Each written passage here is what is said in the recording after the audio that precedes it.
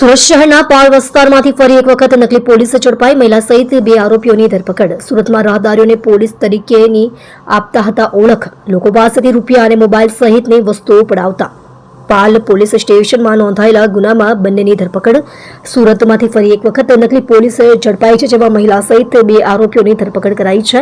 રાહદારીઓને police તરીકેની ઓળખ આપતા હતા, તેમાં લોકો પાસેથી રૂપિયા અને મોબાઈલ સહિતની વસ્તુઓ પડાવતા હતા। પાલ પોલીસ સ્ટેશનમાં નોંધાયેલ ગુનામાં બંનેની ધરપકડ કરવામાં આવી છે, જેમાં ફેનિલ પટેલ અને કુલસુમ બાનુ ઉર્ફે અલીના શોએબ કાદર ઈંટવાળાની ધરપકડ કરવામાં આવી છે। 2 મોબાઈલ, રોકડ રૂપિયા, મોપેડ સહિત 59,000નો મુદ્દામાલ જપ્ત। 2 મોબાઈલ, રોકડ રૂપિયા, મોપેડ સહિત 59,000નો મુદ્દામાલ જપ્ત કરાયો છે, જેમાં પોલીસ તપાસમાં અન્ય ગુનાઓ અંગે ખુલાસાઓ થઈ શકે છે, તેમજ અગાઉ 16 લાખમાંથી વધુની લૂંટની ઘટના ઘટ્યા બાદ શહેરીજનો અને ધંધાદારીઓમાં ફફડાટ ફેલાયો હતો, જેમાં વરાછામાં એક આંગણિયા પેઢીમાં કર્મચારીઓને નકલી પોલીસે લૂંટી લીધો હતો। નકલી પોલીસે નકલી રોફ બતાવીને 16,50,000 રૂપિયા પડાવી લીધા અને ફરાર થઈ ગઈ હતી। આ સમગ્ર ઘટના સીસીટીવીમાં કેદ થઈ ગઈ હતી, જેમાં વરાછા પોલીસે ઘટના અંગે તપાસ શરૂ કરી છે।